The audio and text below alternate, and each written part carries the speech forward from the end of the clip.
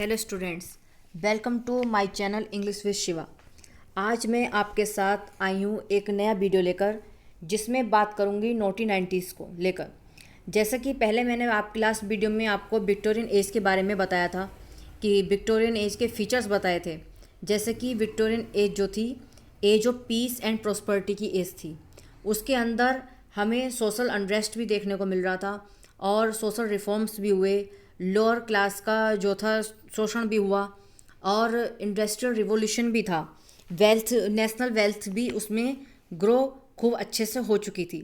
वहीं ये जो 19th सेंचुरी का जो एक ग्रुप आया, इन्होंने जो 1990s के रूप में जाना गया, इन्होंने विक्टोरियन एज के जितने भी फीचर्स थे उसके अगेंस्ट रिवोल्ट कर दिया था। सबसे पहले तो जैसे कि विक्टोरियन एज की एक करेक्टरिस्टिक्स थी, की नोट जो था उसका मोरालिटी था। पोइट्री जितनी भी लिखी गई थी उसके अंदर, या और प्रोज और नॉवेल जितनी भी थी, उसमें हमें मोरल नोट देखने को मिलते थे। लेकिन इन्होंने 1990s का जो ग्रुप था, इन्होंने क्या करा, विक्टोरियन प्रिंसिपल्स स्पेशली जो था मॉरलिटी के अगेंस्ट रिवोल्ट कर दिया था। वहीं जैसे कि विक्टोरियन एज में विक्टोरियन कॉम्प्रोमाइज़ एक सबसे बड़ी करेक्टरिस्टिक्स थी।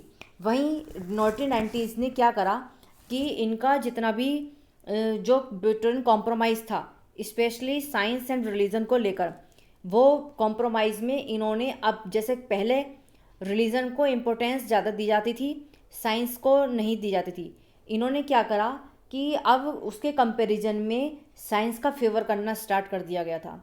वहीं अगर हम ये जो विक्टोरियन एज के जो कैरेक्टरिस्टिक्स थी, इनका जितना भी हम अगर विरोध देखें तो उस टाइम दो बुक हुई, द येलो बुक और द सेवॉय बुक। इसके अंदर हम अच्छा खासा इन लोगों का विरोध देख सकते हैं। और विक्टोरियन जो लास्ट डिकेड हुई 19th सेंचुरी में, इसमें हम इन लोगों का रिलीजन के प्रति इंडिफरेंसेस भी देख सकते हैं। अब देखिए, यदि हम इस एज की बात करें, last decade of 19th century की, तो इस एज को period of confusion, complexities and social unrest का भी कहा जा सकता है। क्वीन विक्टोरिया के जो लास्ट के 14 साल थे, इसको सिनीसियस कॉरिडोर के नाम से भी बोला गया, क्योंकि उस टाइम तक टेनिसन जो विक्टोरियन एज के रिप्रेजेंटेटिव नॉवलिस्ट थे, वो भी, उनकी भी डेथ हो गई थी। और ऐसा कोई राइटर कुछ नहीं बचा था जो विक्टोरियन एज की जो क्वालिटीज़ थी, जो फीचर्स चलते आ रहे थे, उनको आगे ला सके। तो वहीं अगर हम इसकी बात करें 1990s की, तो इन लोगों को फ्रेंच रेवोल्यूशन को ये फिर से लाने लगे थे, उनके सपोर्ट में आने लगे थे। फ्रेंच रेवोल्यूशन जो हुआ था हमारा, तो उसमें क्या 3 स्लोगन्स थे। नंबर 1 लिबर्टी था, सेकंड इक्वलिटी था, थर्ड फ्रेटर्निटी था। इन्होंने इन सब का सपोर्ट करना स्टार्ट कर दिया था। और अगर हम इनकी बात करें तो इन्होंने किस चीज़ पे जोर दिया, इन्होंने बर्सी पर, ये जो बर्सी ये थे, पावर के बर्सी पर थे। ब्यूटी के कंपैरिजन में ये पावर के बर्सी पर थे। और इन्होंने चैलेंज कर दिया था। किस चीज़ का चैलेंज करा था, देखिए, इन्होंने जो ओल्डर वैल्यूज़ थी, जो आर्ट की एंड लाइफ की, इसको चैलेंज कर दिया था। जो ओल्डर वैल्यूज़ कौन सी चलती आ रही थी, जो पहले स्टार्टिंग में क्वीन विक्टोरिया के टाइम में जो वैल्यूज़ चलती आ रही थी, उसको डिस्कार्ड कर दिया था। वहीं हम बात करें तो इसके अंदर जो था 1990s का जब ये टाइम चल रहा था, टाइम पीरियड जो चल रहा था, इसमें एस्थेटिक मूवमेंट भी आया, जिसके जो मेन लीडर थे ऑस्कर वाइल्ड थे। और इन्होंने कहा, जो इनका मेन मोटो था, इनका जो उसमें ये था कि आर्ट फॉर आर्ट शेक, कला कला के लिए होनी चाहिए, उसमें कोई भी ऐसी मॉरलिटी या कुछ नहीं होना चाहिए। वहीं हम इसकी जो पोइट्री की बात करें, जैसे कि जनरे हुए लिटरे, अगर हम इसमें पोइट्री में देखें तो पोइट्री की जो हमें की थीम देखने को मिलेगी, वो पेसिमिज्म देखने को मिलेगा, डाउट देखने को मिलेगा, पैट्रियोटिज्म देखने को मिलेगा और मटेरियलिज्म देखने को मिलेगा। देखिए, विक्टोरियन एज में जो चल रहा था, विक्टोरियन एज में जो मटेरियलिज्म के अगेंस्ट पोइट्री चलती थी, वहीं इसमें मटेरियलिज्म को सपोर्ट किया गया था। और वहीं हम इस टाइम के राइटर्स की बात करें तो थॉमस हार्डी, जो नॉवलिस्ट भी हुए हैं और पोएट भी हुए हैं। उनके इसके अंदर भी हमें यही नोट देखने को मिलते हैं।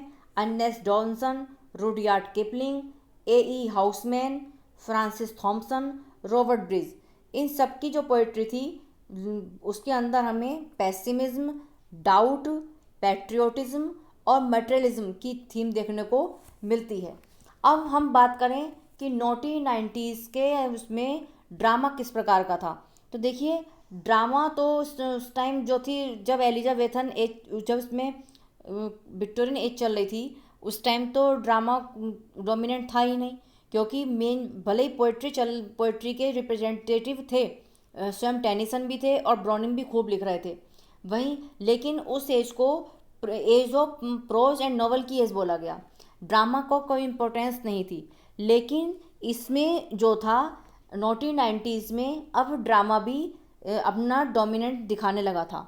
स्टेज परफॉर्मेंस भी होने लगी थी और लोग रीड भी करने लगे थे। और इसमें सबसे बड़ी बात यह है, कॉमेडीज ऑफ मैनर्स लेकर आए, और इसमें जॉन्स और पिनेरो नाम के जो ड्रामाटिस्ट थे, ऑस्कर वाइल्ड, इन्होंने ड्रामा को बढ़ाया। और सबसे बड़ी बात है कि ये सब जितने भी इन्फ्लुएंस्ड हुए, ये हेनरिक इब्सन से इन्फ्लुएंस थे। और उसमें भी जो सबसे बड़ा नाम आता है ड्रामाटिस्ट में, जी.वी. शॉ का नाम आता है। ये जो ड्रामाटिस्ट का ग्रुप था, सबसे ज़्यादा स्पेशली जो आते हैं जी.वी. शॉ, ये जो हैं सब हेनरिक इब्सन से प्रभावित थे। वहीं 1990s की अगर हम फिक्शन की बात करें तो उसमें क्या था, हमें जो मेन की नोट देखने को मिले, रोमांस की स्पिरिट देखने को मिली। हालांकि जो मेन उस टाइम जो विक्टोरियन एज में जो स्टार्टिंग में चल रहा था रोमांटिसिज्म, उसमें भी था, लेकिन उसमें मॉरलिटी ज़्यादा थी, लेकिन वो फिर भी अछूते नहीं रहे थे रोमांटिसिज्म से। लेकिन यहाँ पे जब फिक्शन चलना शुरू हुआ 1990s का, तो हमें स्पिरिट ऑफ रोमांस भी देखने को मिला, और प्रोपेगेंडा की भी जो थीम थी वो भी देखने को मिली।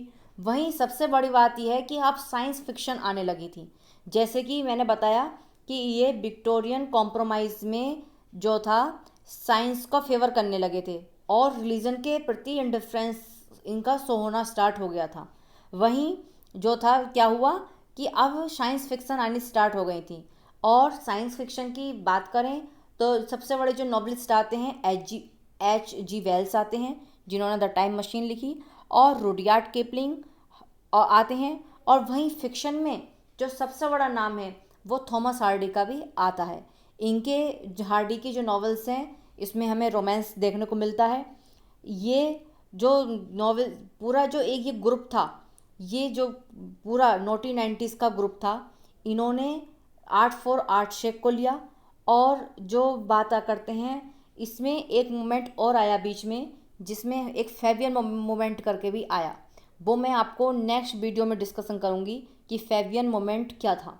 और जहाँ तक इसकी बात करें 1990s की, तो ये पूरा जैसे पूरा ग्रुप जितना भी बनकर निकल कर आया, इनका जो मेन मकसद था, जो पुराने विचार, जो ओल्डर वैल्यूज़ चल रहे थे, उनके अगेंस्ट था। और ये कुछ नया करना चाहते थे, कुछ नया लाना चाहते थे, जिसके लिए उन्होंने लिटरेचर में पोइट्री, ड्रामा, फिक्शन, स्पेशली इसमें वो सब चेंजेस लाए जो उस टाइम स्टार्टिंग की अर्ली 19th सेंचुरी में नहीं हो रहे थे। यही थी 1990s पे वीडियो। Thank you.